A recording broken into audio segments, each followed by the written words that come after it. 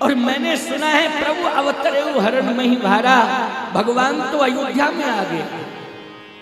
अयोध्या का यज्ञ सफल हो गया क्योंकि भगवान की प्राप्ति के लिए यज्ञ किया जाता है। आप यज्ञ में सहयोग कर रहे हैं, किसको पाना चाहते हैं? भगवान को पाना चाहते हैं। बोलो, अपने कल्याण के लिए, अपने मोक्ष के लिए कर रहे हो ना। लेकिन अयोध्या वालों को तो भगवान मिल गए। बोलो भाई, मिल गए कि नहीं अयोध्या वालों को भगवान? कल आपने जन्म की कथा सुनी थी, तो इसका मतलब क्या है कि भगवान मिल गए। लेकिन बक्सर में विश्वामित्र जी रहते हैं, बक्सर वालों को भगवान नहीं मिले। ये जो भौगोलिक दृष्टि से आप देखेंगे, सर्च करेंगे, तो जो विश्वामित्र जी का आश्रम था ना, वो बक्सर, आज जो वर्तमान में बिहार में बक्सर है गंगा के तट पर, वही विश्वामित्र जी का आश्रम था, सिद्धाश्रम। बक्सर वालों को नहीं मिला भगवान, अयोध्या वालों को मिल गया। जबकि बक्सर में भी यज्ञ चल रहा था और अयोध्या में यज्ञ चल रहा था, लेकिन यज्ञ कौन सफल हुआ है? अयोध्या का यज्ञ सफल हुआ है, बक्सर का यज्ञ सफल नहीं हुआ। अयोध्या में वशिष्ठ जी महाराज यज्ञ कर रहे थे और बक्सर में विश्वामित्र जी यज्ञ कर रहे थे। लेकिन बक्सर का महात्मा उदास हो गया।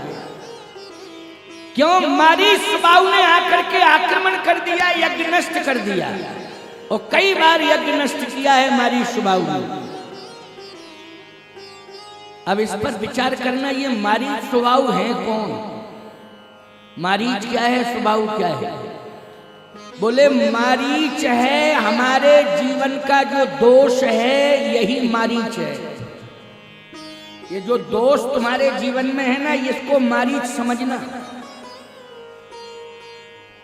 दोष क्या है? हमारी जिंदगी का दोष, तुम्हारे जीवन का दोष यही मारीच है। और तुम्हारे जीवन का जो दुख है, यही स्वभाव है, यही स्वभाव है। अच्छा बोलो, प्रत्येक व्यक्ति के पास दोष और दुख है कि नहीं? जल्दी बोलो, बोलो है कि नहीं? दोष और दुख। संसार में ऐसा कौन है जिसके अंदर दोष ना हो? संसार में ऐसा कौन प्राणी है जिसके अंदर दुख ना हो? इसलिए दोष और दुखों के कारण समूचा समाज दुखी है, परेशान है, परेशान। यज्ञ करता क्या है? यज्ञ दोष को दूर करता है और दुख का अंत करता है, यही करता है।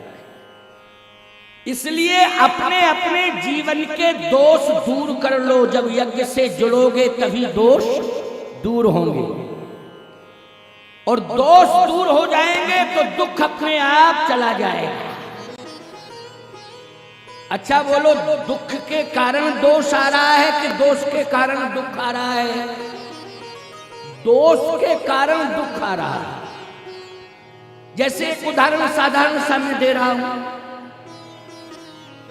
आप के शरीर में खांसी है, अब उदाहरण दे रहा हूं, सुनते जाओ।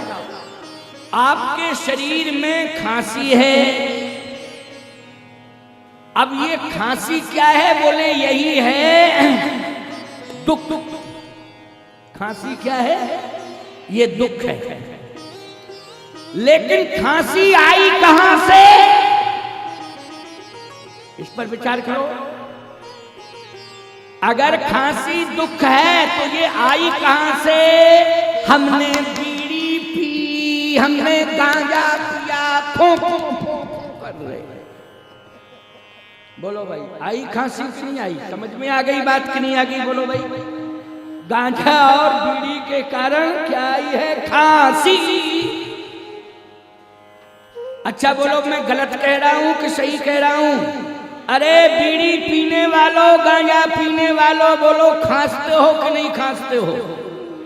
अगर कोई भी व्यक्ति चैलेंज कर दे, अभी मुझे रहना है 8 तारीख तक, कि मैं गांजा पीता हूं, मैं बीड़ी पीता हूं, लेकिन जब से पीना शुरू किया एक बार खांसा नहीं हूं, हम उसे 1,00,000 रुपया इनाम देंगे, लेकिन तुलसी शालिग्राम उसके हाथ पर रखेंगे। कसम खा के बताओ, कसम खा के बताओ। और अगर झूठा बता दोगे तो हमारा 1,00,000 चला जाएगा, तुम्हारे तो प्राण ही चले जाएंगे। हमारा क्या बिगड़ेगा? 1,00,000 ही तो जाएगा बोलो, लेकिन तुम्हारे प्राण निकल जाएंगे। झूठ बोलोगे, कसम खाओगे तुलसी शालिग्राम की, बोलो ऐसी कंडीशन में तुम्हें सही बोलना पड़ेगा कि नहीं? अब सबने गर्दन हिला दी हमारा, ठीक कह रहे हो। लेकिन ये जो दुख आया है ये दोष के कारण आया है। अगर गांजा और बीड़ी पीने वाला दोष हमारे जीवन में नहीं आता तो खांसी रूपी दुख नहीं आ सकता था। इससे सिद्ध हुआ है कि पहले आया है दोष और फिर आया है दुख। एक व्यक्ति मेरे पास आया, बोले महाराज जी आपके बारे में मैंने सुना है कि आप पधार रहे हैं, तो मैं कम से कम महीने 1.5 महीने से इंतजार कर रहा था, क्योंकि सबसे ज्यादा परेशान हूं। जमीन जायदाद मेरी सब बिक गई है, अब मेरे पास कुछ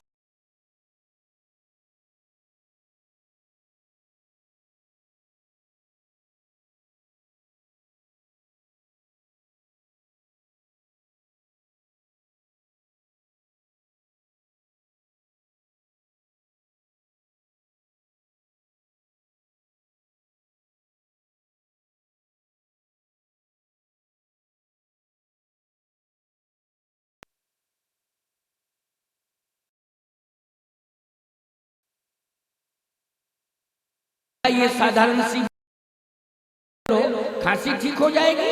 और आयुर्वेद में जाओ तो सतोपलादि है, शहद के साथ चाट लो, खांसी ठीक हो जाएगी आयुर्वेद में। और यदि तुम आयुर्वेद पर विश्वास नहीं करते हो तो किसी भी मेडिकल स्टोर पर चले जाओ, कह दो खांसी की दवा दे दो, सिरप दे देगा, कुछ पियो उसको ठीक हो जाओ।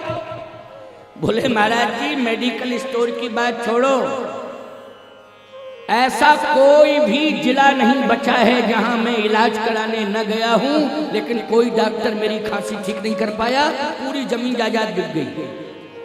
हमने कहा कि कौन डॉक्टर ऐसा है? ऐसा हो ही नहीं सकता है, फालतू की बात कर रहा है, डॉक्टरों को दोष लगा रहा है, कमी तेरे अंदर होगी। अच्छा ये बताओ तुम्हें तकलीफ क्या है? बोले महाराज जी सबसे बड़ी तकलीफ ये कि जैसे ही मैं सोने लगता हूँ खांसी आती तो उठ के बैठ जाता हूँ, तो नींद नहीं ले पा रहा। मैंने कहा अच्छा एक बात बताओ, तू चारपाई पर लेटता है कि नहीं? बोले लेटता हूँ, फिर नींद जैसे ही आती खांसी उठती है मैं तुरंत उठ के बैठ जाता हूँ और रात भर ऐसे ही बैठा रहता हूँ। मैंने कहा रात भर तू क्या करता है बैठा बैठा? राम राम जपता है, सुंदरकांड पढ़ता है कि हनुमान चालीसा पढ़ता है? कहता है ना मैं हनुमान चालीसा पढ़ता हूँ ना सुंदरकांड पढ़ता हूँ, रात भर बैठा बैठा चारपाई पर बीड़ी पीता रहता हूँ। बोलो अब बीड़ी वाला दोष अगर दूर नहीं होगा तो खांसी वाला दुख दूर होने वाला नहीं है। इसलिए मैं कहना चाहता हूं यहाँ मारीच सुबाहु ये दो राक्षस हैं, तो मारीच है दोष और सुबाहु है दुख। और बोलो भाई ये मारीच और सुबाहु ये दोनों सगे भाई हैं। ये ताड़का के बेटे यही विश्वामित्र जी को परेशान कर रहे, ताड़का नहीं कर रही थी परेशान, मारीच और सुबाहु कर रहे थे परेशान। सीधी सी बात यह है कि विश्वामित्र जी के अंदर दोष क्या था?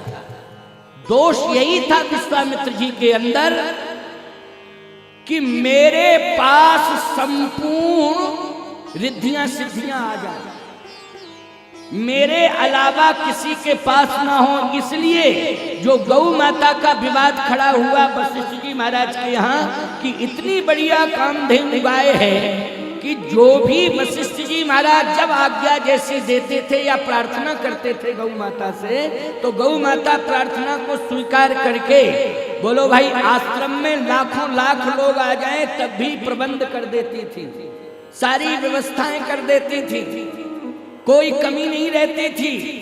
वशिष्ठ जी महाराज का यश बढ़ता जा रहा है। अब उस यश को पाने के लिए विश्वामित्र जी लालाए थे कि ये गाय हमें मिल जाए।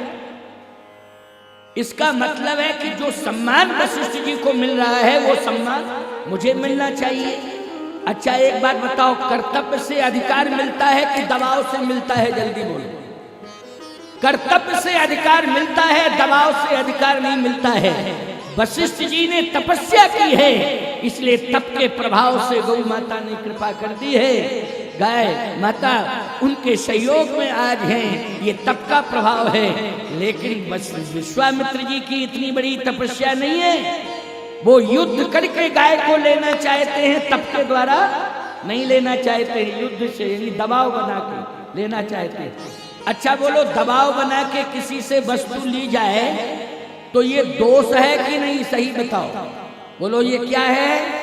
दबाव दे करके ले रहे हो, ये दोष है कि नहीं? यही दोष आ गया था। इसी